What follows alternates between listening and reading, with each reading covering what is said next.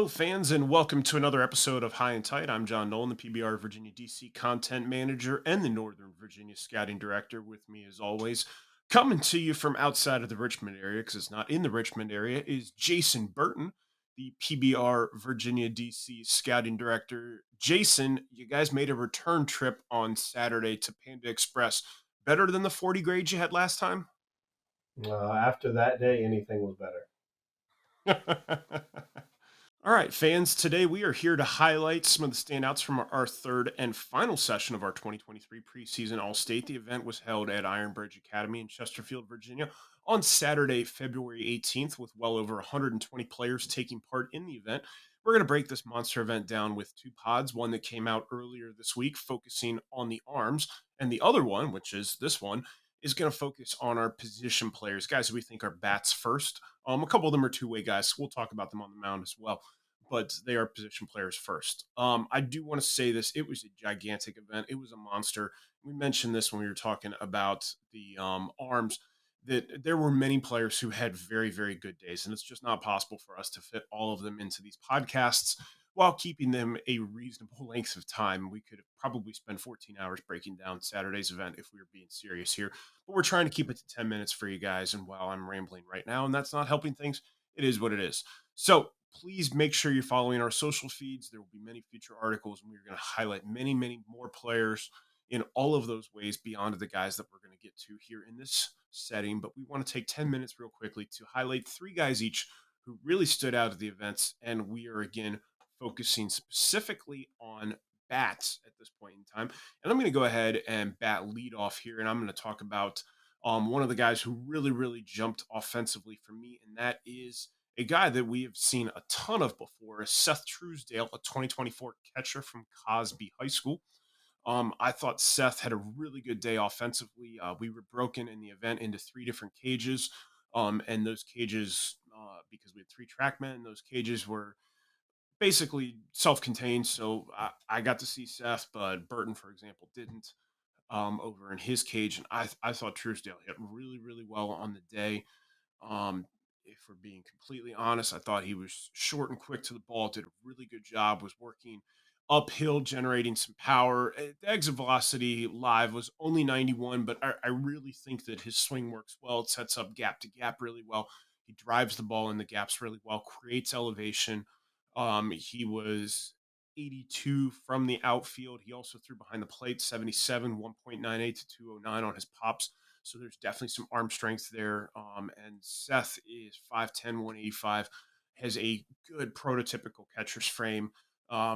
He's got some strength. There's still some projection left, and he's pretty athletic, and he moves decently well as well. So I thought he had a really good day offensively. Overall, really good showing there, I thought, for Truesdale. And again, that's Seth Truesdale, catcher, outfielder from Cosby High School in the class of 2024. Bert, where do you want to go with your first guy?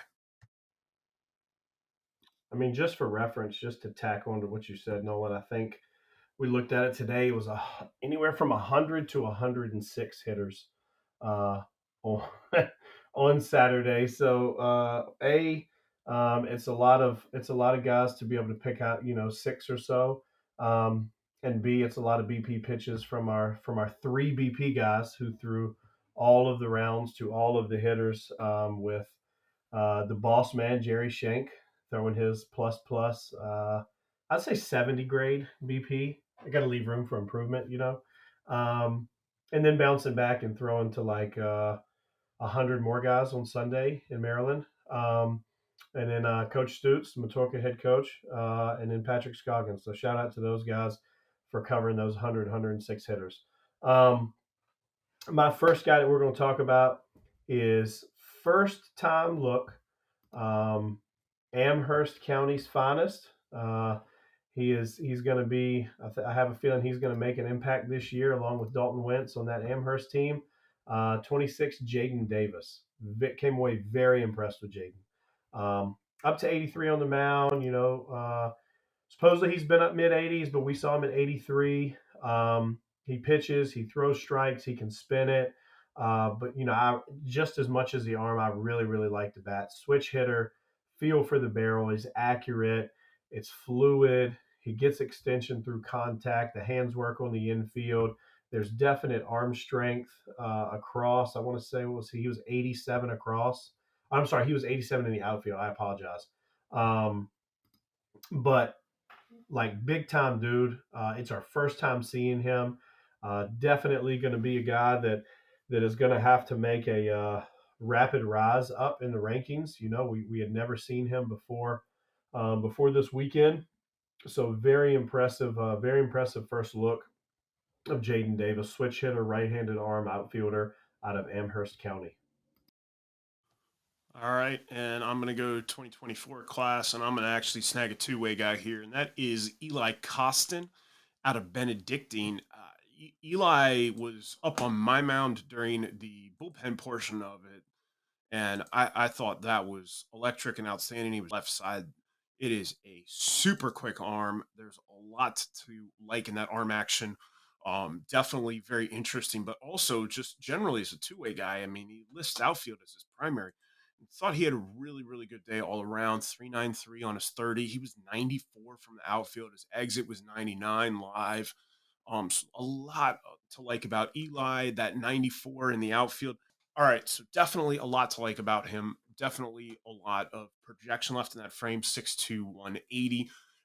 Really think that outfield velocity where we saw 94 from him could definitely be something that starts to show up on the mound as well. So we could see a velocity jump there, like I said, 83, 85.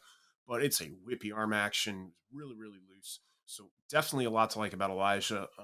Really, really interesting player in the 2024 class, an uncommitted outfielder, left-handed pitcher from Benedictine. Bert, where you want to go here with your third or second guy? Sorry. My next guy that I'm going to is a 25 out of Richmond, Jet Bristow. We've seen Jet, numerous times. The one thing that holds true with Jet is the physicality that he brings to the plate. In addition to that physicality at the plate, he's a good athlete for his size. I mean, he's 6'4", 215. He runs a 3.93. Only things he did Saturday is he ran and he took BP. And if you have seen if you have seen Jet take BP, you will see the instant recognition of the raw power that he has. It is big time raw power for a high school sophomore. He was 103 off the bat. I want to say his top or his max distance was 393. And see 393, average 94.5 off the bat, which is his top exit velocity, or which was the top average exit velocity. Him and Cole Elrod had that. But he is a strong physical human being. Middle pull side power, it's definite pull side tendency. But he has shown previously real power, in game power to all fields. Usually plays, like I said, a little bit more to the pull side. But the one thing, if he can continue to increase upon his in-game production of that raw power, he's going to have a chance to be a big time bat in the 25 class. All right. And I'm glad that you mentioned Cole Elrod because I'm actually going to go to the Elrod family here and tag team two guys in. And if I remember correctly, you said that Brady and Cole Elrod are cousins. Is that correct? That is accurate. They are cousins. All right. Cousins, not brothers. Both going to Hanover. Cole Elrod, a 2023, Brady, a 2026. I thought they both had very, very good days. Elrod, Cole, I have to specify which one. Cole had the top velocity on the day, was up to 89 on the bump. You said 101 on his exit. He was 90 from the outfield. Uh, his younger cousin, who's a 2026 and a freshman, Brady was a little bit faster, 395 on his home to first. He was also 85 from the outfield, 86 on his exit. I thought they both hit very well. He was up to 83 himself, sitting right around 81 with his fastball. So pretty good place to be when you're a 2026. Both of them with physical frames. Brady's 6', 165, a lot of projection left to it. Cole's obviously a little older as a 2023, 6'3", 220. It's a great baseball frame that he has right now. Really thought he swung it well. Ball jumps off his bat. Does a good job of getting the barrel through the zone consistently. Uh, Really kind of liked what I saw from both of them. Cole's obviously going to be a big part of Hanover's team this season, the defending state champions. I wouldn't be surprised to see Brady maybe possibly be able to help contribute a little bit at some point in time, just depending upon where depth works out for Hanover when it comes to their position players and their rotations. So definitely liked a lot of what I saw out of both of the Elrod cousins. Again, that's Cole, who's a 2023, and Brady, who's at 2026. Both of them two-way guys, outfielders, and right-handed pitchers. Fun fact for you, Nolan. Both definitely have high level athleticism in their blood. Cole's dad played quarterback for U of R, I think early 2000s, late 90s, early 2000s. And Brady's dad played baseball at VCU. And I'll be honest, I got a chance to see his dad, Kevin, play a little bit here and there, and he was a dog on the field. Um, so there's athleticism and sports in their blood.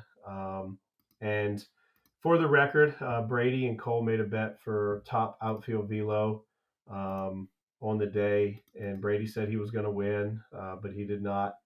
But for a 26 to a 23, it's pretty good. 85 versus Cole's 90. So anyway, um, Yeah. moving. Also, for the record, real quickly, for those of you who don't know, when Burton says a guy's a dog, that's a compliment. Yeah, Just so you understand us a little bit. yeah, no, that's not a bad thing. um, so I'm going to move on to another 25, and I'm going to head east to Nansman River High School. Caden Mintz.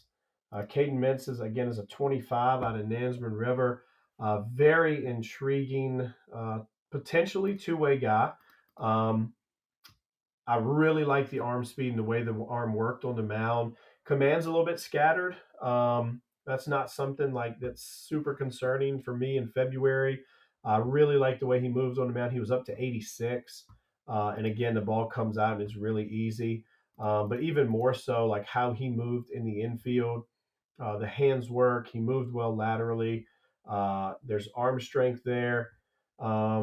Let's see, what was he? He was 88 across the infield as a 25. He's a slightly above average runner, left-handed hitter.